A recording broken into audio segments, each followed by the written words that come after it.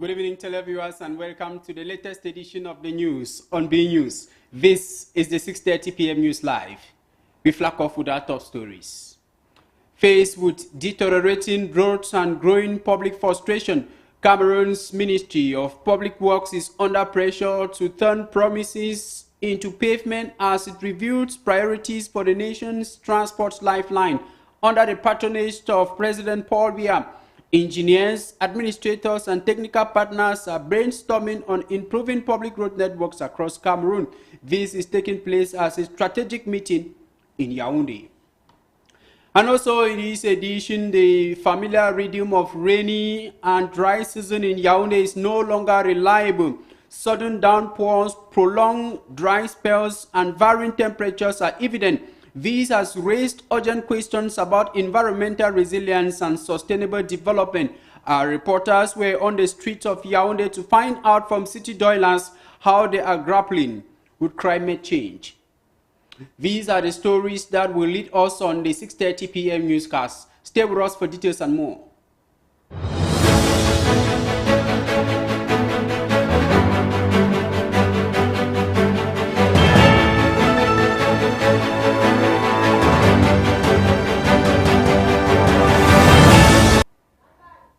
Thank you for joining us this Thursday, the 5th of February 2026. My name is Fabrice Kedinga, and this is the 6:30 p.m. news. We open the news file with climate change news because the familiar rhythm of rainy and dry season in Yaoundé is no longer reliable. Sudden downpour, prolonged dry spells, and varying temperatures are evident. This has raised urgent questions about environmental resilience and sustainable development. Our reporter Benjamin Afani was in the streets of Yaoundé today to find out from city dwellers how they are grappling with the sudden climate change. Good day, Cameroon. Good day, Africa. Today we are in the political capital of Cameroon here in Yaoundé, and the time is exactly 1 p.m. And today we are in town to conduct a vox pop on the climate and weather variations that has been happening in Yaoundé with the common man on the street. Why is it that some days we get up in the morning in Yaoundé, Cameroon, and we are feeling so cold, and just the next few hours we are feeling so heat? So we are here on the streets of Yaoundé to know the public perception of the common man. Join us as we visit Yaoundé. The climate change is really affecting us. We don't even understand the climate again in this country. There are times, sometimes there will be heat, sometimes it's cold, so we don't even understand. So I don't just know. When there's cold like that, it's affecting, it gives us catarrh. When there's heat, we feel too heat. And rashes also come out of our body. It's really affecting. On morning we have too much cold. Afternoon we have sun. It's very so hard. Yeah. So when you have this cold, how are you doing? How do you manage? When I'm cold, I'm staying at home. I'm staying in my bedroom. I'm sleeping. And cold is very. Yeah. I really want to think that this subject is really timing. Looking at me, time is around 1 o'clock, but I'm on pullover. Meaning I'm feeling cold, at the same time feeling heat. And when we look around us, many of us are feeling this type of situation. We don't even know. We are beginning to be afraid because some scientists are saying that in the year 2035 there might be an explosion. So we don't even know. We really have that fear in us. I want to tell you that this climate changes has caused a lot of people even to be admitted. A lot of resources have gone to our heads, and yet, my beloved sister, we are still not coping. We don't know how long this thing will come to end. Benjamin Afani also spoke to a climate expert. He asked her what is causing the unusual weather change in Yaoundé and how these changes affect livelihoods, as well as what can communities do to adapt and stay safe. Let's have answers in the following excerpt. Hi, this is Orish Mary, a climate change advocate and activist since 2018. You asked about the rapid change in weather patterns in Yaoundé. What comes to mind is deforestation in Yaoundé. If you've noticed, urbanization is going on, which means there's cutting down of trees, and when you cut down trees, it prevents the hydrological cycle from going on as normal. Trees play a very huge part in maintaining a balance in the climate systems, and with the lack of trees, there is difficulty to maintain this climate balance. And the ways in which the climate is affecting people's lives and livelihood, if you've noticed, it's raining unusually these days. The cold is very abnormal. People go to the market and they're forced to leave earlier than usual because of the sudden rains, or they go to the market sometimes and the sun is too much for them, and their crops, most especially vegetables, they wither out during the day because of this too much sun in the afternoon. So that's how it's affecting them. And you know that when your vegetables are spoiled, you cannot sell them at the price that you were supposed to sell them. You have to give them at a very low price compared to how you are meant to sell them. Or if you leave the market earlier than you wanted to, you are going to lose money because people will no longer be able to come to buy in the market, and you are not available to sell. And then what communities can do, I think that at the level of communities, maybe we can try to clean our environment. One of the things also causing these climate change issues or this rapid climate change and weather patterns in Yaoundé is the fact that our city is very dirty. Yaoundé city is very, very dirty.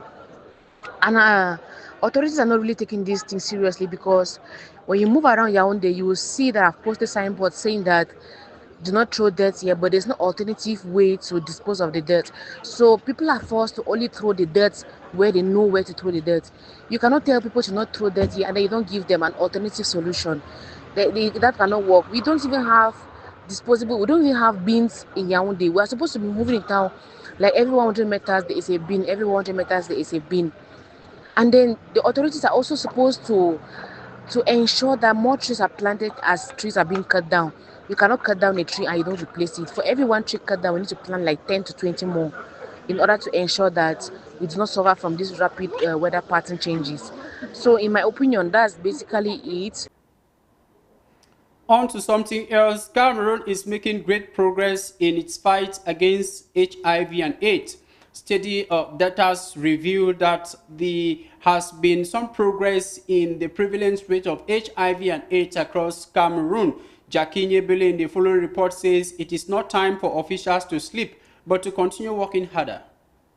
Cameroon has recorded significant progress in reducing the impact of HIV/AIDS over the past few years. Annual HIV incidence among people aged 15 to 49 has declined from 0.24% in 2017 to 0.15%, translating into approximately 21,000 new infections each year. Similarly, adult HIV prevalence has fallen from 3.4% to 2.6%, with an estimated 503,000 adults currently living with HIV/AIDS. However, these achievements coexist with persistent inequalities. Women remain particularly vulnerable, facing a risk of infection 4 times higher than that of men. With an incidence rate of 0.24%, women account for nearly 75% of new HIV infections nationwide.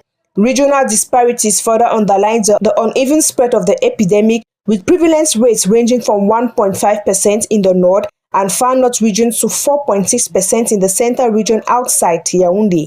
Treatment outcomes also reveal contrasting realities across age groups. Viral suppression rates are impressively high among older adults, reaching 95% among those aged 55 and above. In contrast, younger populations lag behind, with only 53.7% of adolescent girls and young women aged 15 to 24 achieving viral suppression, alongside 50.4% of men aged 25 to 34. Determined to close these gaps, the Ministry of Public Health is intensifying community-based testing and prevention initiatives with a specialized focus on women, adolescents, and young people. This targeted effort reflects Cameroon's commitment to equity in health and its ambition to eliminate AIDS as a public health threat by 2030. In more news, Cameroon's road network is once again in focus as the Ministry of Public Works is holding its biannual conference here in Yaoundé. The purpose is to examine the state of national highways and set priorities for the 2026 financial constraints. Let's have details in the following report. The Ministry of Public Works has brought together its central and decentralized services in Yaoundé to evaluate the condition of strategic infrastructures vital to economic activity. The meeting, held within the framework of the ministry's biannual conference, is examining both achievements and persistent challenges in the sector. Held under the theme, Rehabilitating the Road Network in line with the National Development Vision, the conference brings together engineers, administrators, and technical partners. The objective is clear: restore the country's roads to better support mobility, trade, and economic recovery. In 2025, the ministry says it completed more than 200 kilometers of roads, rehabilitated several engineering structures, and carried out maintenance works on key highways to keep traffic flowing. But for 2026, authorities admit the approach must be more selective. With limited financial resources, priority will be given to maintaining, rehabilitating, and securing roads considered crucial for economic activity. Despite these commitments, the gap between planning and visible results on the ground remains a major concern. For many users, daily travel continues to be marked by potholes, delays, and difficult driving conditions. The challenge for the Ministry of Public Works is not only to plan, but to deliver durable improvements that road users can truly see and feel. Let's now have an excerpt from Cameroon's Minister of Public Works, Emmanuel Ganon Jumesi, speaking to reporters today after the launch of the biannual conference here in Yaoundé. As you have followed, we are working to ameliorate, the traffic of the users of the route. I have indicated that some of the route of the structuring what I've said, so some of the route that contribute to structure our economy are in very bad condition. Let's say in bad condition. For many reasons you could know, so of those reasons I wouldn't like to quote the reason any longer. But we will work in order to prepare the special program announced already by the head of state.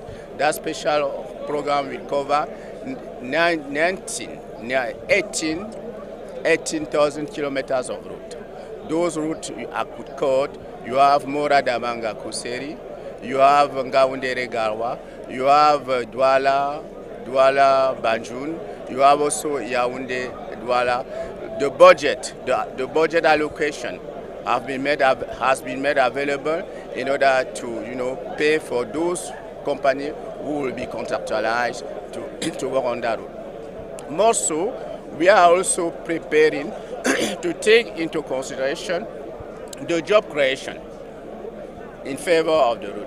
I have indicated that we will from now onward introduce in our tender this issue of working, of using the home labor, the young people labor, in order to execute some of the job. We will not longer use equipment to do. So we are the team of the conference have took into consideration that particular aspect of the announcement of the head of state. Thank you.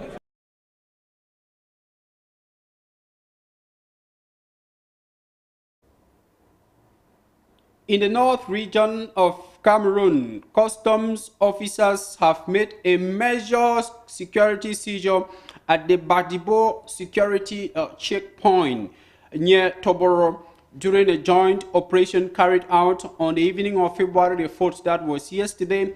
Custom brigade intercepted a motorcycle transporting dangerous items towards Chad. The haul includes 1,760 arrows, 40 of them poisoned, along with axes, knives, dexapam tablets, and suspected toxic substances. Authorities say the operation may have presented serious security threats. In the meantime, investigations are ongoing to determine the origin and the destination of the network.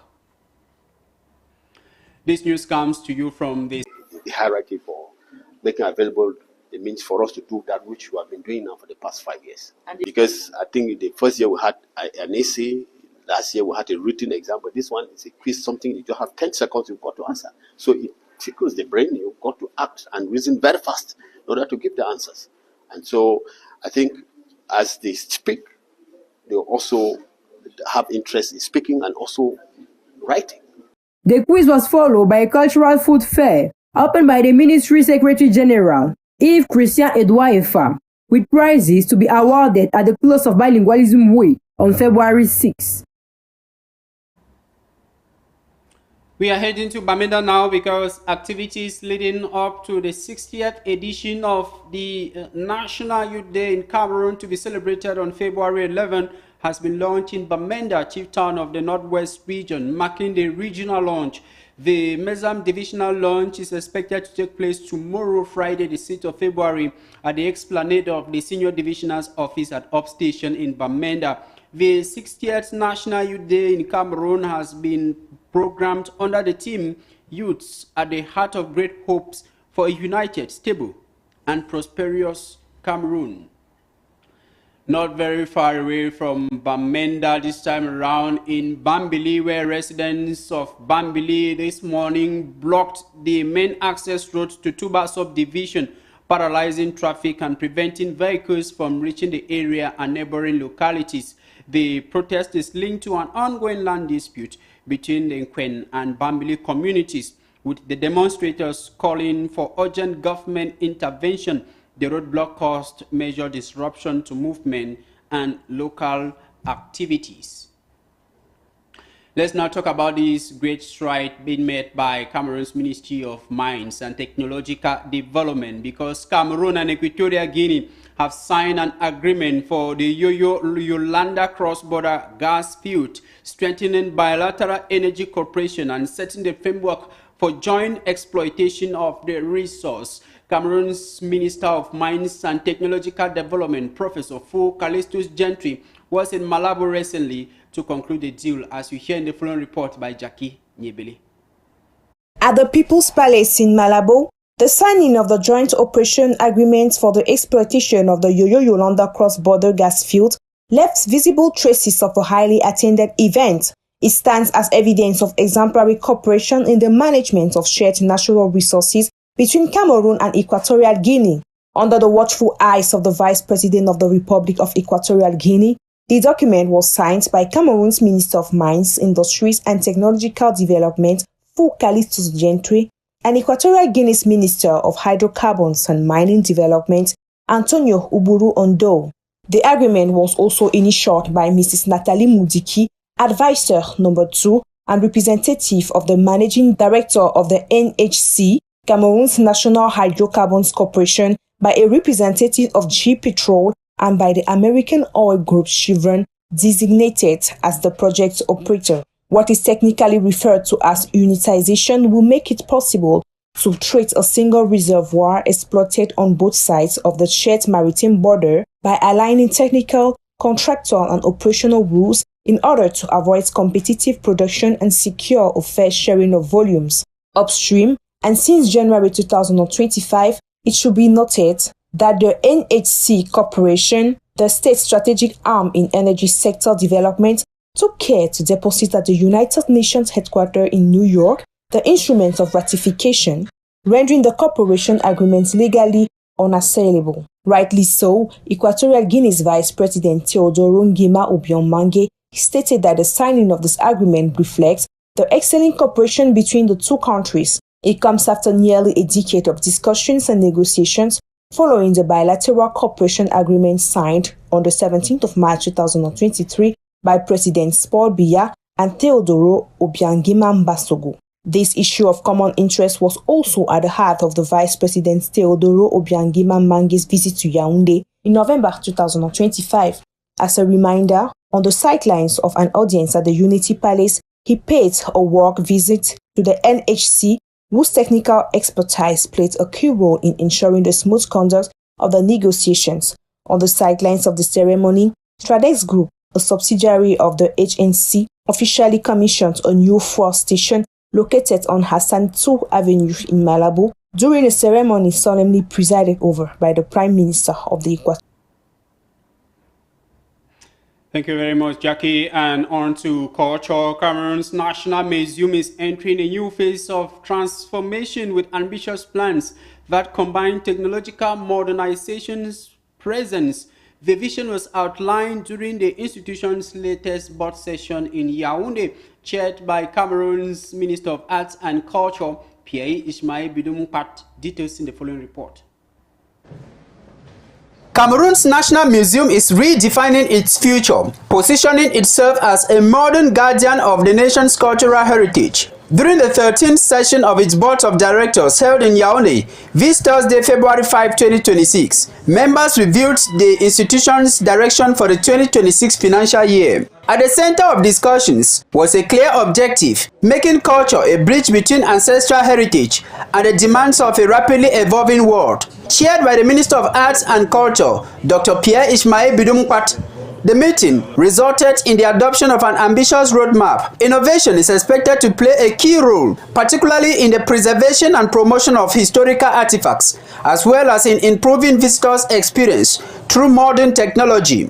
To support these ambitions, the museum has been granted a budget of over 334.9 million francs CFA for the current year. The funds are expected to enhance conservation techniques, strengthen exhibitions, and modernize the institution's infrastructure. Beyond national borders, the National Museum is also looking outward. With its rich and diverse collections, the institution aims to reinforce its visibility on the international stage. Maintaining and strengthening its presence within UNESCO heritage networks is seen as an essential to safeguarding Cameroon's history for future generations. As it blends tradition with innovation, the National Museum is working to ensure that Cameroon's cultural identity remains not only preserved, but proudly showcased to the world. Let's now have the excerpt of Cameroon's Minister of Arts and Culture, Dr. Pierre Ismail Bidumpat, speaking at today's 13th session. Honor for me to preside over this day, Tuesday, 5th February 2026, the 13th ordinary session of the Management Board of the National Museum, held in this projection hall of the same institution. First of all, I would like to extend my sincere wishes to each and every one of you for a happy and prosperous 2026 with good health, success in the accomplishment of the mission entrusted to us within this strategic governance body. This session is being held in a particularly emotional context for the National Museum. Indeed, since our last ordinary session, the institution has been deeply affected by the passing away of the director of the National Museum, a professional who had contributed to the development of activities of this institution. In recognition of his service to the nation and to the cultural heritage of Cameroon, I kindly invite the August Assembly to observe a minute of silence in his. On to this advertorial on the 6:30 p.m. newscast. Billions of CFA francs still escape the state's coffers, sometimes well beyond national borders. To reverse this trend, the Cameroon Debt Recovery Company has announced an intensification of international action this year. And Jackie Nyebeli have been talking to officials of the Cameroon Debt Recovery Company and compiled the following report. The recovery of public receivables no longer stops at national borders. Today, some debtors to the Cameroonian state hold assets abroad, including bank accounts, real estates, or shares in companies. Without targeted action, these resources remain permanently beyond the reach of the public treasury. To address this challenge, the Debt Recovery Corporation is strengthening its international strategy. Existing and future partnerships makes it possible to identify debtors trace your assets and initiative recovery procedures recognized by the countries concerned. Anyway, as the director of Mobile Brigade, daily we are carrying out patrimonial investigation. It means that we send out our collaborator to look for all the debtors and to look of all their means, all their goods. You know, many debtors organize themselves not to pay. That is why when we seize the opportunity to meet them, we make them to understand that it is good for them to pay. And if they don't will to do so, we organize ourselves and we use all the means and prerogative the state put in our disposition. This approach is also based on strengthened expertise. International debt recovery requires a thorough mastery of legal and financial frameworks. The slightest mistake can slow down or even compromise the recovery of public funds. Finally, DRC relies on modern tools to reduce blind spots and limit financial evasion strategies. In Mobile Brigade, we notice that the procedure is different when we are looking for goods inside and outside. Inside, we can do it by ourselves or through other state or private institution, because we have the power to make them to give to us all the information we need. And if they don't do so, they constitute themselves debitor at the same level as the principal debitor. That is why when we seize you by a requisition, you are bound to answer and send us the information we need. When the debitor is out of Cameroon, we have many mechanisms to recover his asset. I know you can realize that last 14 January, our Director General of Debt Recovery signed a convention with the Cameroon ambassador in Paris.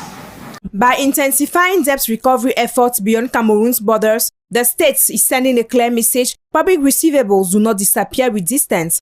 From this year onward, every franc owned must be recovered wherever it may be. Now let's take you out of Cameroon and to neighboring Nigeria, where some 162 persons are reported to have been killed in Kwara State following a deadly attack.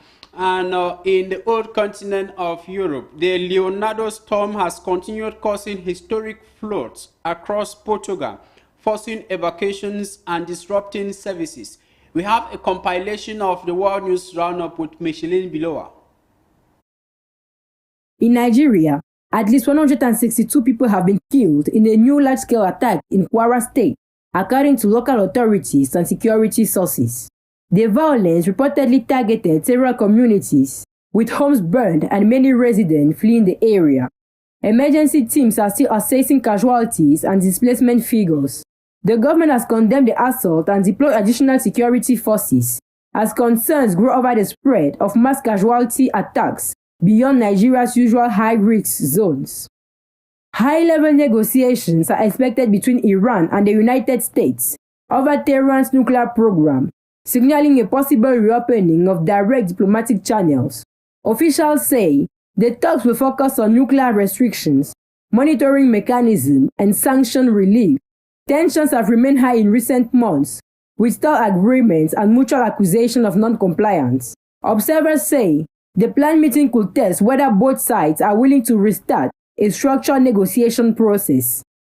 Storm Leonardo has caused historic flooding in parts of Portugal after days of heavy rain and strong winds. Rivers overflowed and streets were submerged, forcing evacuation and disrupting transport and public services.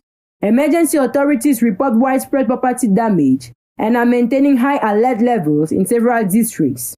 Government officials say climate volatility is increasing the frequency of extreme weather events, and recovery operations are now underway in the hardest hit areas.